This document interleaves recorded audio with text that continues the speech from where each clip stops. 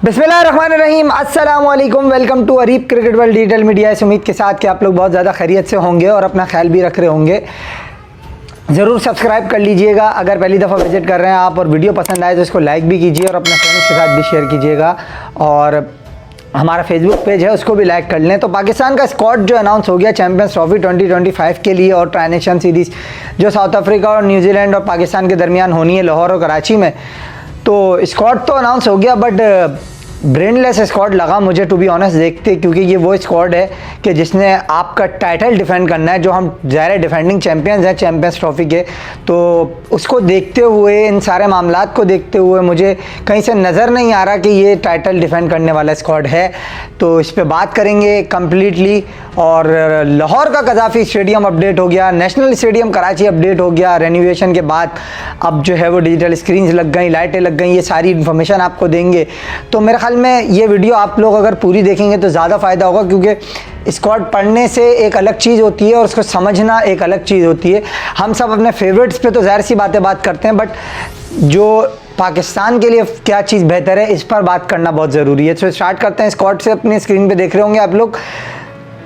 यार हमने देखें, मैं पूरे स्क्वाड के नाम पढ़ के बताऊं आपको और वीडियो पूरी बंद कर दूं, मेरे ख्याल में इससे काम चलेगा नहीं। आप ज़रा एक बात समझे, फ़खर जमान यहाँ पे आपको ओपनिंग पे नज़र आ रहे होंगे, ठीक है। बाबर आजम भी नज़र आ रहे होंगे, सऊद शकील, कामरान गुलाम, मोहम्मद रिजवान, सलमान अली आगा, सारे प्लेयर ये आपको नज़र आ रहे होंगे, ठीक है। एक नाम जो इसमें से मिसिंग था वो था जनाब इरफान नियाजी, जिनको हम लेके चले पूरे साथ इस ढिंडोरे के साथ कि हम भाई जब, क्योंकि आपको याद होगा ना, मैं आपको थोड़ा सा याद दिलाऊं, तो हम जब पहले साउथ अफ्रीका और अफगानिस्तान, जिम्बाब्वे, इन जगहों पे जब गए थे, ऑस्ट्रेलिया के लिए निकले थे, तो हमने एक पूरा बारात अनाउंस करी थी। उसके अंदर सेलेक्टर्स को नहीं पता था कि कौन सा प्लेयर कौन से स्क्वाड में, ठीक है ना।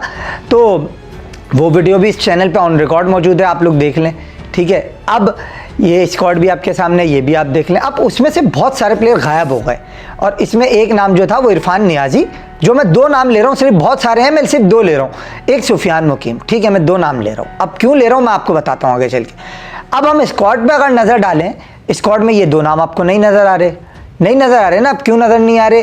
क्यों? हमारे पास स्पिनर्स में आ गए अबरार अहमद। दूसरा स्पिनर कौन है बॉस? मैं फ्रंट लाइन मेन स्पिनर की बात कर रहा हूँ। ये क्रिकेट के जाहिल नहीं समझेंगे, जो समझदार लोग हैं वो देखें इसमें मेन स्पिनर अबरार अहमद के अलावा कौन है।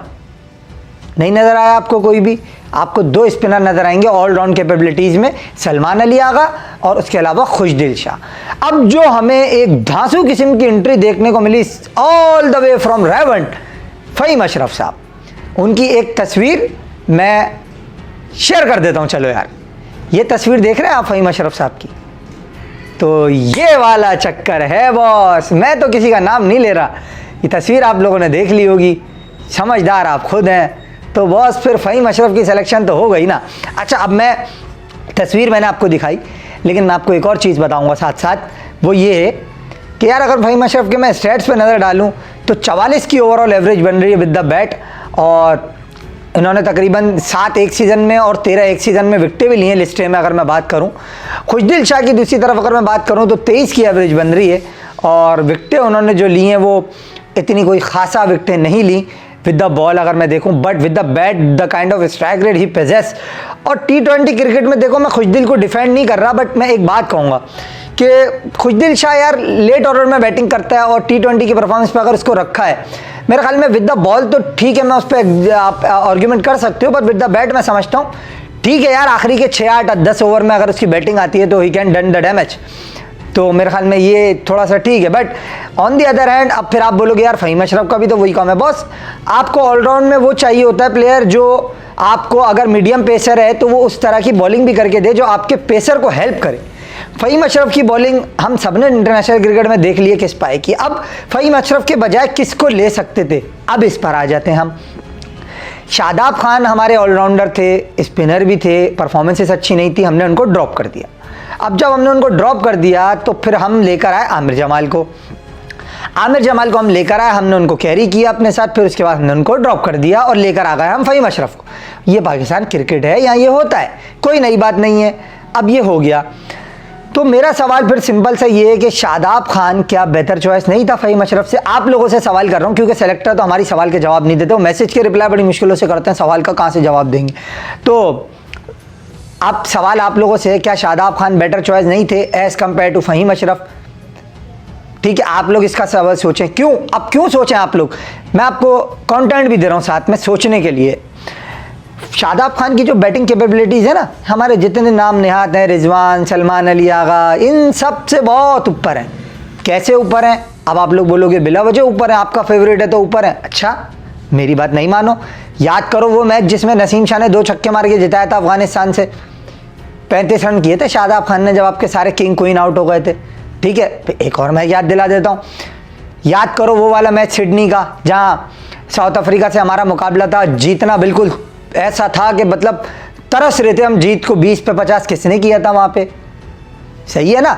तो याद तो आ ही गया होगा आप लोगों को। तो मेरे ख्याल में अब बताने की कुछ ज़रूरत नहीं है उसकी बैटिंग कैपेबिलिटीज़ क्या हैं। प्लस इस्लामाबाद यूनाइटेड के लिए उसने क्या किया है ये भी आप लोगों को पता है। पाकिस्तान को श्रीलंका के खिलाफ नया जब आया था 2017 में, वहाँ भी मैच जीता। बहुत सारे मैचेज हैं, मैं आपको क्या याद दिलाऊं। तो Shadab Khan with the bat तो हैंड्स डाउन खेलता है टीम के अंदर, जो उसकी बैटिंग स्किल्स हैं उसको अगर मैं देखूं, बट वो नहीं है टीम में। ठीक है, अब मैंने दूसरा प्लेयर कौन सा बताया था? सुफियान मुकीम। एक प्लेयर जो कि आपको ऐसी आके परफॉर्मेंसेज दी उसने डोमेस्टिक क्रिकेट से इंटरनेशनल क्रिकेट में कि आपने हैरान होगा सब। फिर उसके बाद आपने उसको एकदम अचानक से ड्रॉप कर दिया। क्यों ड्रॉप किया भाई? क्यों ड्रॉप किया आपने उसको? क्या आप सोच के उसको टीम से ड्रॉप कर रहे हो, मुझे ज़रा ये बता दो। तो ब्रेनलेस जो मैं कह रहा हूँ ना, ब्रेन तो नज़र ही नहीं आ रहा ना। सुफियान मुकीम ड्रॉप होता ही नहीं था टीम से, किसी कीमत ड्रॉप नहीं होता था टीम से। अगर शादाब नहीं ले रहे थे आप तो सुफियान ड्रॉप होता ही नहीं था टीम से। अबरार अहमद के साथ कौन सा सपोर्टिव स्पिनर आप सोचो, खुशदिल और उनको मार पड़ गई, जो कि स्पिनर्स हैं। स्पिनर को मारना कोई इतना आसान नहीं है, ये कोई आईसीसी आपको घारे बना के नहीं देने वाला। तो फिर आप मुझे ये बताओ कि कैसे आप ये सोच सकते हो कि ये टीम बैलेंस है? कहाँ बैलेंस है बॉस? फिर सबसे मेन मुद्दा, हमारे ओपनिंग कॉम्बिनेशन में फ़खर जमान है सिर्फ। दूसरा मेन रेगुलर ओपनर कौन है? अब्दुल्ला शफीक को हमने ड्रॉप कर दिया। इमाम को हमने इसलिए नहीं लिया कि चलो वो सूटेबल नहीं है as compare to Usman Khan जिनको हमने लिया। As far as modern one day cricket is concern, ठीक है, मैं थोड़ा सा इस पर बता भी देता हूँ स्टेट्स वाइज आपको। इमाम का स्ट्राइक रेट होता है 1 to 10 over 71, 10 to 30, 11 to 30, 81, 30 to 50 अगर आप देखो तो 98, 30 to 40 98, और उसके अलावा 40 to 50 107। फ़खर जमान को देखूं 1 to 10 81, 20 to 30, 11 to 30 97, सही है। फिर 107, फिर 137। साइम अयूब को देखूं तो 72, 85, 120, 158। ये मैंने आपको चारों उसके स्ट्राइक रेट बता दिया। 11 to 30, 1 to 10, 30 to 40 और 40 to 50। तो अब आप अंदाज़ा लगा लो, तो इमाम उल हक लैग कर रहे थे, तो चलो हमने उनको नहीं लिया, हमने उस्मान खान ले लिया। अब मुझे एक बात बताओ, उस्मान खान को आप चैंपियंस कप की परफॉर्मेंस पे अगर ले रहे हो तो पॉज, फिर सुफियान मुकीम को आप क्यों नहीं ले रहे? अब्दुल्ला शफीक को आप क्यों नहीं ले रहे? वो तो 3 मैच में ड्रॉप हुआ है ना, सिर्फ वो उसने परफॉर्म नहीं किया ना। तो ऑस्ट्रेलिया में तो वो 50 करके आ रहा था। चलो मैं अब्दुल्ला की भी फेवर नहीं करता। यहाँ बात सारी ये है, आप कैसे एक बड़े इवेंट के अंदर मेकशिफ्ट ओपनर बना रहे हो बाबर आजम या सऊद शकील को, ये सोच के कि फ़खर के साथ वो चल जाएंगे। यार आप कौन सा आपका दिमाग था, क्या आपका विजन था, क्या आपने सोचा था कि आप एक मेन ओपनर ना ले सके टीम के अंदर? आपने किसको खुश करने की कोशिश की है? कौन सा प्लेयर एडजस्ट करने की कोशिश की है आप लोगों ने? मैं बोलता हूं यार, हमें खुद सोचना चाहिए कि हमारी टीम, ये कौन सी सिलेक्शन हुई है इस टीम में। चलो बॉलिंग में कोई मैं बात नहीं करूंगा कि नसीम, हारिस, हसनैन, शाहीन शाह अफरीदी, ठीक है, मगर यार कौन ये बात मुझे समझाएगा कि शादाब खान कैसे नहीं आता था और फ़हीम अशरफ आता था, और आमिर जमाल कैसे ड्रॉप हो गया, सुफियान मुकीम कैसे ड्रॉप हो गया? उस्मान खान कैसे टीम में आ गया? चलो उस्मान खान को फिर मार्जिन दूंगा ये कह के कि इतना चांस नहीं मिला था ओडीआई में और पाकिस्तान टीम के साथ रेगुलरली था, लेकिन ये जो आपने बंदर बांट घुसेड़ी है खुशदिल और फ़हीम अशरफ की, पहले भी आपने ऐसा किया था। मैं आपको याद दिला दूं तो जो देखने वाले हैं, यूएसए और वेस्ट इंडीज़ में जो वर्ल्ड कप हुआ था, खैर यूएसए में ही रहे हम, वेस्ट इंडीज़ तक तो पहुंचे ही नहीं, हमने आमिर और इमाद को लेकर आ गए थे हम, ठीक है, याद है ना आप लोगों को? तो ऐसे ही अब हम फ़हीम अशरफ और खुशदिल शाह को लिया है। तो ये तो पाकिस्तान क्रिकेट है, यहाँ तो ये होता है, मगर it looks a brainless team selection, simply I think not understandable कि आपने चैंपियंस ट्रॉफी जीतने या डिफेंड करने का सोचने के लिए भी आपने ये टीम बनाई है जिसके अंदर कोई बैलेंस नजर नहीं आ रहा, ना बॉलिंग डिपार्टमेंट में ना बैटिंग डिपार्टमेंट में, वैरायटी नजर नहीं आ रही। If you look at the other teams, तो अफगानिस्तान को अगर देख लो तो वहां पे भी स्पिन में वैरायटी है आपके पास क्या है? हमने तो दूसरे टीमों को देख के टीम नहीं बनाई ना, और हमारी होम कंडीशन है।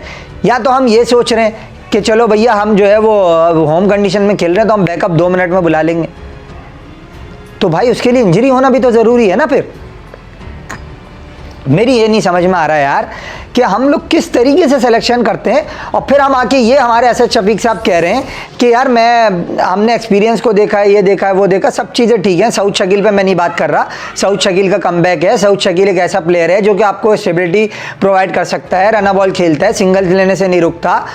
बट बॉस, अगर मैं होता इस जगह, टू बी ऑनेस्ट, मुझे अगर कामरान गुलाम को भी ड्रॉप करना पड़ता मैं उसको कर देता ड्रॉप, लेकिन मैं सुफियान मुकीम को नहीं ड्रॉप करता यार। मैं कैसे ड्रॉप कर सकता हूं सुफियान मुकीम को यार? मैं कैसे फ़हीम अशरफ को ले लूं टीम में? मैंने उसके स्टैट्स आपको खुद बताया कि 9 मैचों में 13 आउट हैं उसके सीजन में, और एक में 5 मैचों में 7 आउट हैं। तो मैं उसके स्टैट्स खुद बता रहा हूँ। स्ट्राइक रेट आपको मैंने बताया, उसका वो एवरेज मैंने आपको बताया, उसकी 44 की एवरेज से उसने रन किए हुए 2 सीजन में, 3 हाफ सेंचुरीज के साथ। मैं आपको स्टैट खुद बता रहा हूँ फ़हीम अशरफ के, लेकिन मैं आपको ये बोल रहा हूँ जो सिस्टम में ही नहीं था वो कैसे आ गया टीम के अंदर, और जो सिस्टम में थे वो कैसे बाहर हो सकते हैं? सिर्फ सवाल तो मैं ये उठा रहा हूँ। फिर अब आप लोग खुद फैसला करें कि जिस टीम में मेन रेगुलर ओपनर ना हो, फ्रंट लाइन स्पिनर ना हो, मां सिवाय एक के, तो वो टीम कैसे compete कर लेगी इंटरनेशनल लेवल पे? अगर खुशदिल और सलमान को मार पड़ती है, अबरार क्या करेगा अकेला? क्या करेगा? शाहीन और हारिस नसीम 30 ओवर कर लेंगे, उन दोनों को मार पड़ गई, आप कहां से ओवर्स पूरे करोगे? मुझे कोई ये समझा दे। फिर टेक्निकल ग्राउंड पे ये आईसीसी तो है नहीं, वो पीसीबी तो है नहीं भाई जो घारे बना देगा आपको। लेकिन सुफियान मुकीम वो बॉलर था जो आपको अपनी एक मिस्ट्री से आउट करके देता है यार। आपको उसको खेले हुए नहीं थे लोग, सरप्राइज पैकेज भी हो सकता था वो आपके लिए, बट आपने नहीं लिया उसको, आप वन डायमेंशन पे चले गए। आपने फ़हीम अशरफ को ले लिया यार इन विकेटों पे जहां बैटिंग कंडीशंस होती हैं। फ़हीम अशरफ का जैसा पेस कैसे सर्वाइव करेगा इस विकेटों पे पाकिस्तान के अंदर या यूएई में? अगर वो आउट भी कर ले या परफॉर्म भी कर ले, हम तो खुश होंगे कि पाकिस्तान जीत रहा है, मगर जो हक की बात है वो तो करना जरूरी है ना कि ये पाकिस्तान के परफॉर्मर थे बच्चे जिनको आपने नहीं लिया। समझ से मेरी बात है। बहरहाल क्या बात करें यार, पाकिस्तान क्रिकेट ऐसे ही चलती है बॉस, इस पे यही होता है, ज़्यादा बात करना लंबी खींच, जितनी बात ये है ना वीडियो में बहुत लंबी कर सकता हूँ बात इस पे, बट छोड़ो, बेकार है, फ़ायदा कुछ भी नहीं है। ग्राउंड की मैं आपको विजुअल दिखा देता हूँ। ये कदाफी स्टेडियम आपके सामने है, देखो आप कितना रेनोवेट हो चुका है। ये डिजिटल स्क्रीन लग गई हैं, नई एलईडी लाइट्स लगी हैं, चाइना से चेयर मंगा के लगाई गई हैं, नई बिल्डिंग तैयार हुई है, स्टैंड्स को डिमोलिश करके बनाया गया है, state of the art facilities हैं, एंटी करप्शन वालों का ऑफिस, ये वो फला, मतलब सब कुछ। अब 2-3 ज़मानों में आप ब्रॉडकास्ट भी देख सकते हो। पहले वो फैसिलिटी हमारे पास नहीं थी, अब हमारे पास वो फैसिलिटी भी है, क्योंकि इसकी जो वायरिंग होती है, अगर मैं आपको टेक्निकल एक्सपेक्ट से बताऊं तो वो वायरिंग अंडर द विकेट होती है और वो ब्रॉडकास्टर तक जारी होती है। उसकी फीड पहले एक ही होती थी, अब हमारे यहाँ मुख्तलिफ फीड्स की वायरिंग हुई है। एक डिमोलिश करके जो बनाया गया वो आपको नज़र तो नहीं आ रहा, बट वो एक चीज़ जो है डिवेलप की है नेशनल बैंक स्टेडियम में भी, पिंडी में भी और कराची में भी, वो लाहौर में भी, कि आपको अब मुख्तलिफ लैंग्वेजेस के अंदर जो कि आईसीसी की डिमांड थी वो पूरी की गई है, और पीसीबी ने इस चीज़ को कवर किया, जो कि बहुत अच्छा साइन है। मेरे ख्याल में जहाँ अप्रिसिएशन बनती है वहाँ हमें अप्रिशिएट भी करना चाहिए, but as far as selecting a team is concern it looks brainless, it looks I think lack of planning, lack of vision I think as far as champions trophy defending is concern. Till we meet again, good bye.